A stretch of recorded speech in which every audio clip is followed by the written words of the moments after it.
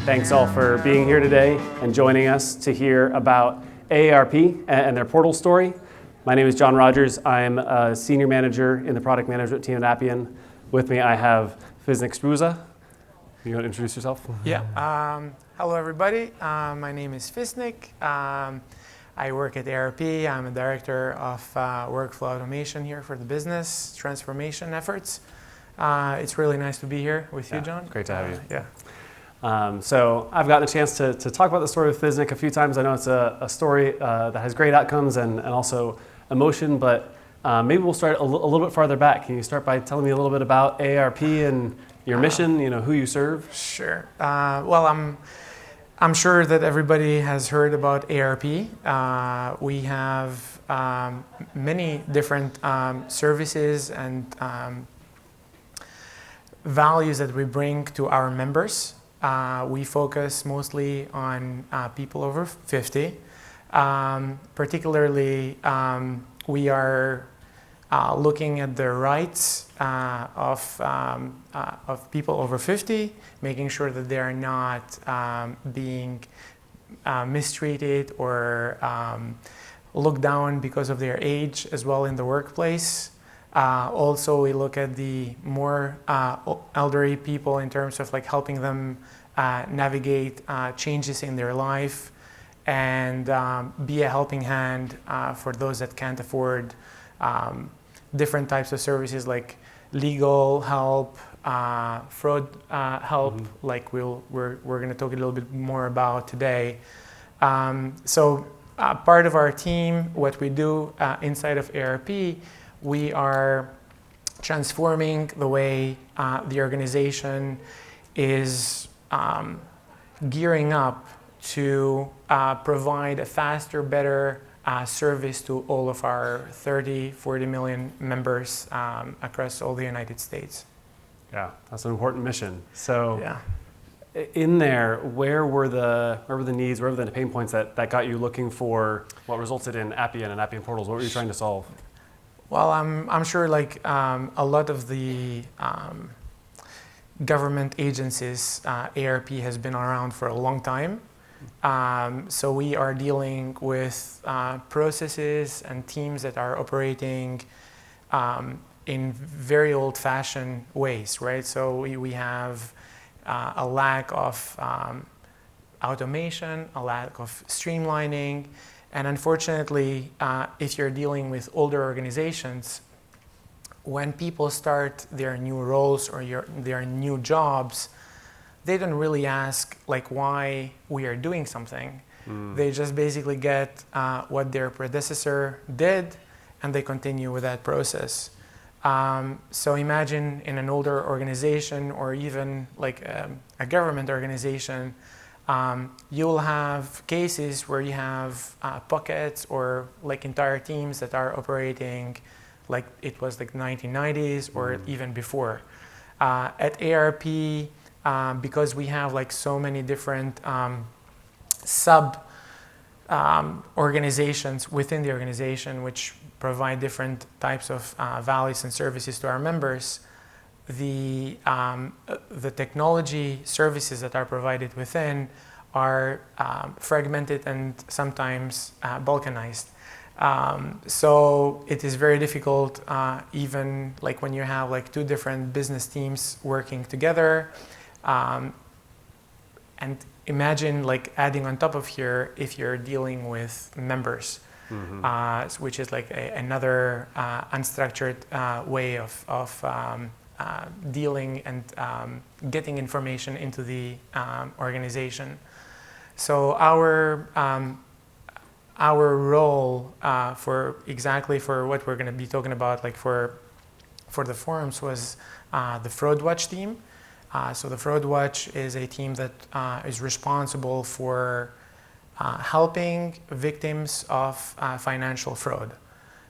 So this team operates with a lot of volunteers and a lot of Fraud Watch victims. And by the time that these people find this service from AARP, they're literally at the end of their hopes, right? So we wanted to make sure that as we are helping the internal team transform their process, which was very, very cumbersome to get volunteers to help, but also extremely difficult for the actual victims to get in touch and feel taken care of.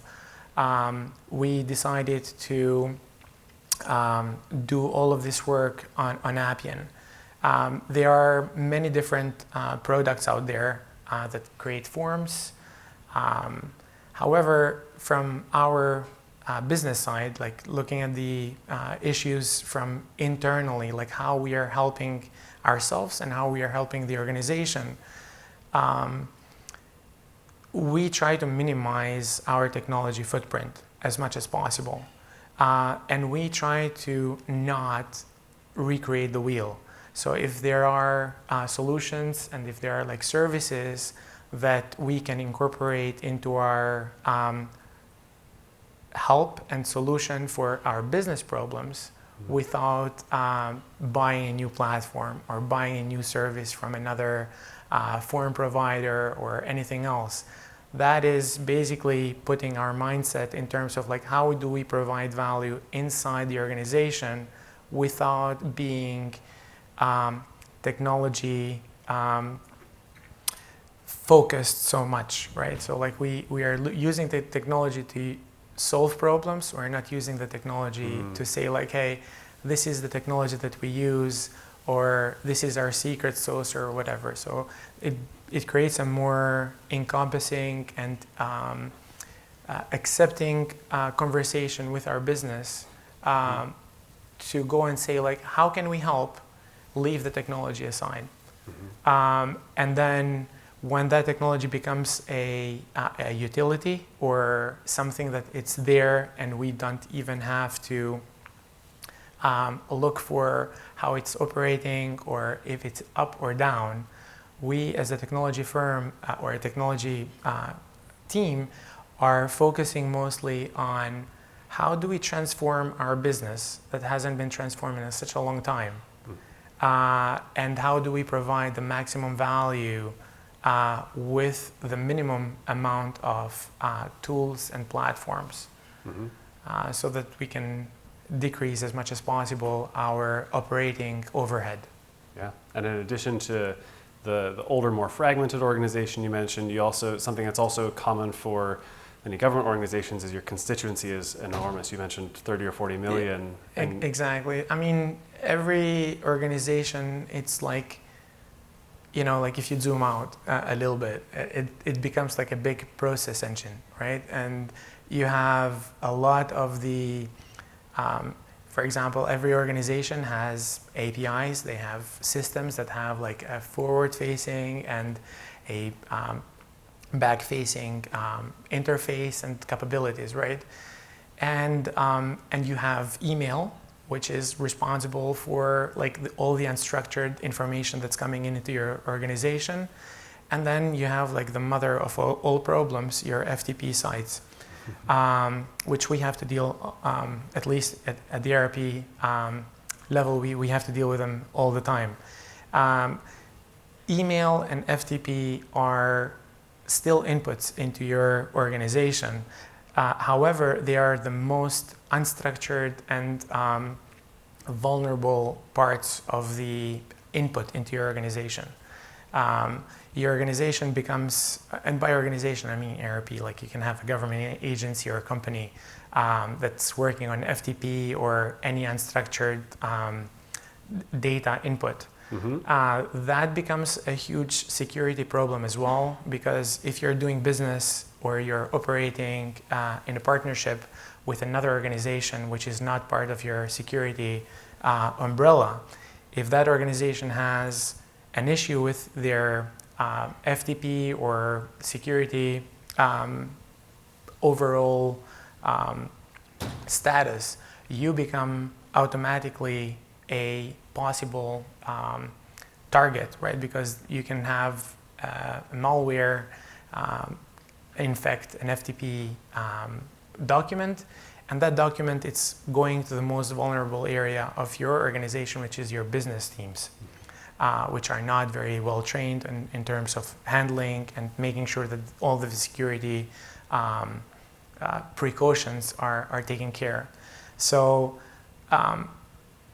forms for us, it's an answer to that, right? Like we're, as the name says, it's like form. So we are formatting and we are structuring the way how we are opening up the unstructured, or at least the files transfer that's coming in from like partners, file transfers or file uploads that are coming in from members of the organization. And at the same time, we are streamlining and focusing all of the transformation on how we are accepting this information from outside sources, so that we know that if we are going to have any files that are being transferred in, whether those files were being transferred with email or with FTP, as we're going through our transformation and we're using forms to accept these pieces of information from different partners into our organization, now we have a more standardized way to accept the information, where we can add like all the security and all of the file checks on the information that's coming in. Yeah, and I know partly FTP is top of mind because for this Fraud Watch volunteer program that we're going to show, the program lead came to you, and the first thing, all she even asked for up front was, I want one secure place to host a file for download. And you know, your team was able to deliver this instead. Yeah. Can you tell me the story of this and the? Sure. So the so as I mentioned, AARP is like a huge place, or at least it's very difficult to find the right people sometimes to do the right thing, that they have the right technology. I'm sure I'm talking to like at least 80% of the room here. When we got in touch with the lead of this program, she was in a huge rush. She had been looking for a solution for this problem in terms of like just accepting the information from volunteers wanting to volunteer for AARP and help Fraud Watch victims, just for that information to come in. So when she came in, she came with a solution already. She was like, I just want a form that is putting all of the files and the information in an FTP site, because that's what she knew, right? And unfortunately, so we were like, well, can you tell us a little bit more? Why do you need it on FTP? Tell us about your problems. And she was like, I've been trying to do this for 1.5 years, no exaggeration. And none of the forms or form products that I have been suggesting to our teams are passing the security checks that we have at AARP for all of the products that we use. So it was like, kind of like a right timing for us as well, and for the Appian Forms, because at that time Appian Forms was being released at the beta level, if I'm not mistaken. So we were like, you know, we're gonna help you. And she was like, you know, she was very skeptical and very traumatized, if I were to kind of like label her state of being. She had been trying to do this. She would see this program get a lot of input in terms of like people wanting to become volunteers. However, it would take us about 3 to 4 weeks to come back to those people to say like, hey, we need this or we need that, because the process was very not streamlined. So we said like, okay, we'll help you with the first part, which is just get this information in, and then secondly, we'll try to streamline the way how you handle this information, right? And which is the same thing that everything that has to do with any FTP or file in any organization. As soon as you get a file, somebody's going to do something to that file, right? And we've learned that, and most of the educational content that we are sharing with our internal teams is you don't have to think about a solution. First, let us understand how you operate as a business team. And then we can come out with a way on how to transform the way you are operating. And the reason most of the business teams, at least what we are working with, either they have had like a bad experience with IT, or they have been misunderstood in terms of like what they're going to get. And that makes at least in our case, it made it very difficult for our business partners to see the value that we can bring with this low-code, no-code development, right? So we told her like, hey, look, tell us what you need, where is hurting the most, and in 6 weeks we're gonna give you something that's gonna at least remove your pain, right? Like your main pain points. So obviously Appian Forms is like, it has like a lot of, like we put like a lot of business logic in the form. We spend a lot of time on the design of it as well. Yeah, it's a gorgeous website. Thank you. And you know, like I'll take the opportunity here to mention our partners. So our development partner, it's Amcus, and our design partner, it's Lassiter Digital. They're doing an amazing job on everything that they're touching, and we at AARP are putting a lot of attention to our design and to our brand. It is very important that I focus on this one as well, because this was a huge lessons learned for us. Having a good design has decreased our change management effort. So you don't have to tell people how to use something because it's designed right from the get-go. At the same time, once you create like a theme in terms of like how your applications work, if you have collision in usage in between, like for example, a user using multiple applications, they will have that same kind of like mechanical way of using an application. And obviously this, for the forms, this was like a customer facing or like a member facing effort for us. So we wanted to make sure that when people landed here, they would get the feeling or the experience that we are here, kind of like the light at the end of the tunnel, right? Because if you're going into a fraud watch anything, you're dealing with people that have probably lost all of their lifetime savings, access to their accounts, so they're like completely locked out from their life. So that the people that are coming here to help, they either have had like an experience of this sort, or they know somebody that has gone through this experience. So our branded experience for the UI was put together so that it has that welcoming feeling that, hey, you're at the right place, we are the right people, and it's recognizable as an AARP solution, which also adds to the reputation of the service and the value that we're bringing to the people that are interacting with this. Yeah, and we can actually play this. This is a live demo, and when I do, you'll see many of the values Fisnik's talking about here. You can see, you probably might have noticed on the screen, there's a reCAPTCHA logo here because this form is protected against bot input, making sure that input's coming from a human.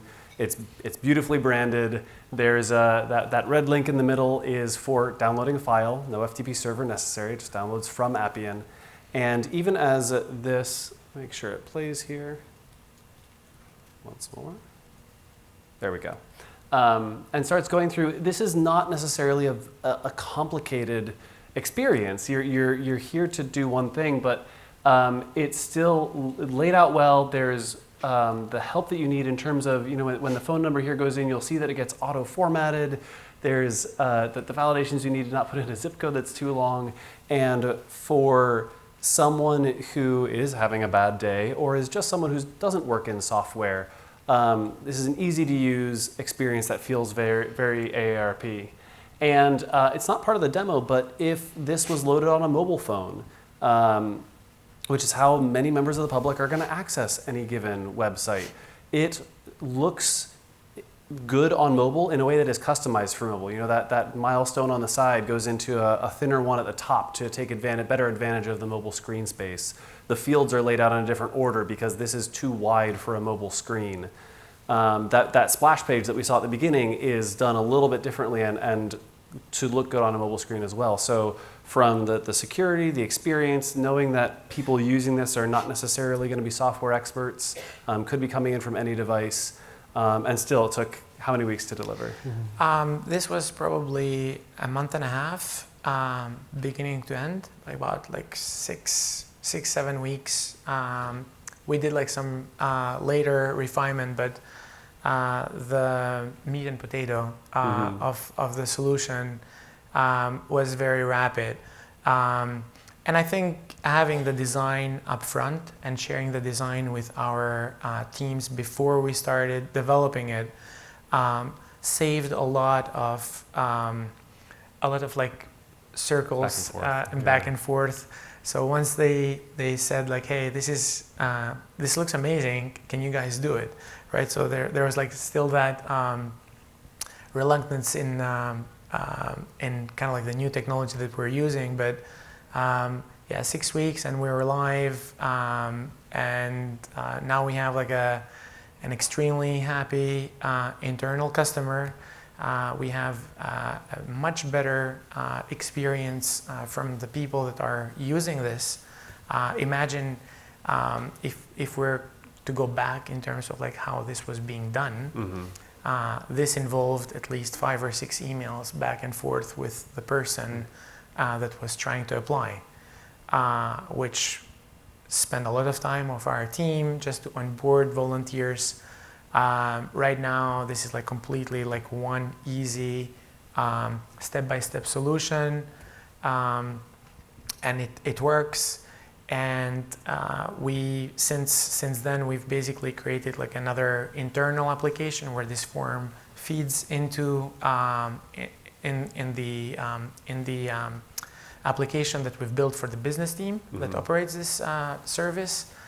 So there's no more like extra steps, right? Like, I mean, imagine if this was like another form technology or another service, we would still have to do and create like an integration. Right, it's just all Appian. So right now, this is like, the beauty of it is like you're getting the information, it's already formatted, it's already ready to go, and it's already verified and placed into the right spot. Yeah, so when you want to make that UI for the internal team, it's incredibly quick to do because the data is already in the system. You're just building a UI to show it. Exactly. So they're not getting emails anymore, which I think everybody understands how nice that is.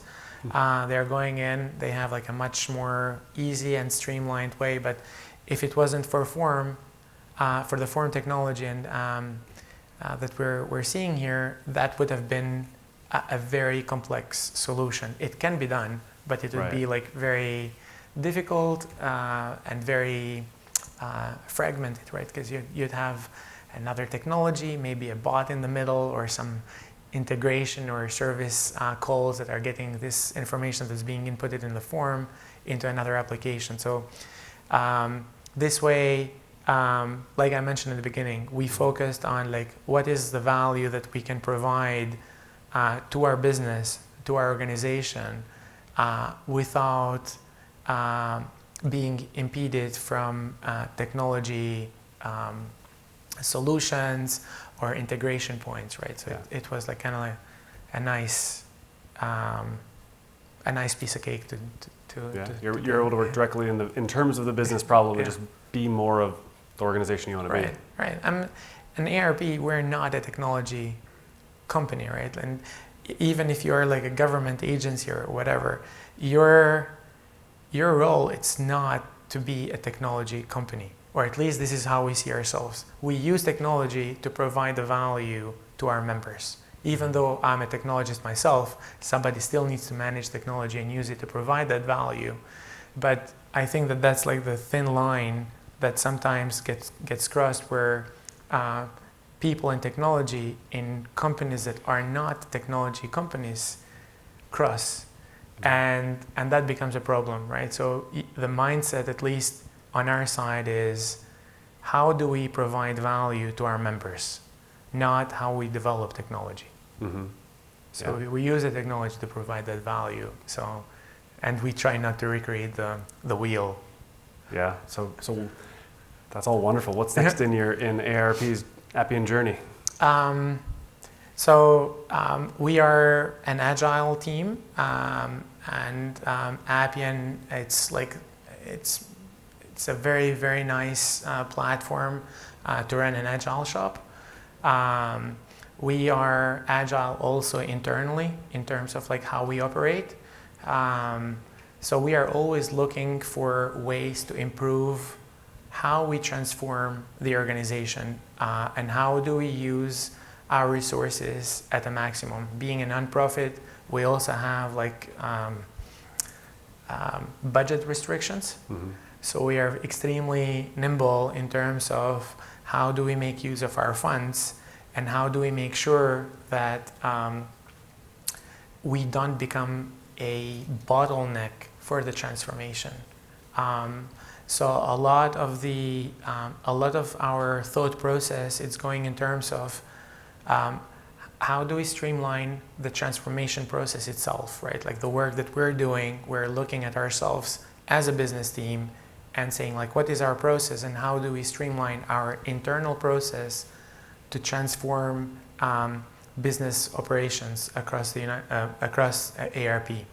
Mm-hmm. So that's sort of like how do you optimize your team so that you can more optimally transform the rest of the organization? Exactly. And how do we standardize the way how we operate as a team so that we can deliver quality consistently and without hiccups?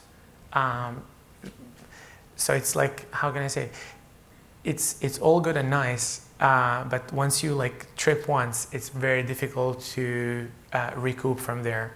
So, and I think the way how we have created our relationship with our business is that we are making them part of our solution. Mm-hmm. So, being an Agile team, we invite our business owners every 2 weeks to see like where we are. We have a very consistent process, which basically does a design first, does a process solution first, and then we start the development. So the development, especially on Appian, it's like so rapid and so consistent that it doesn't become like a kind of like a question mark, like, hey, how long this is going to take?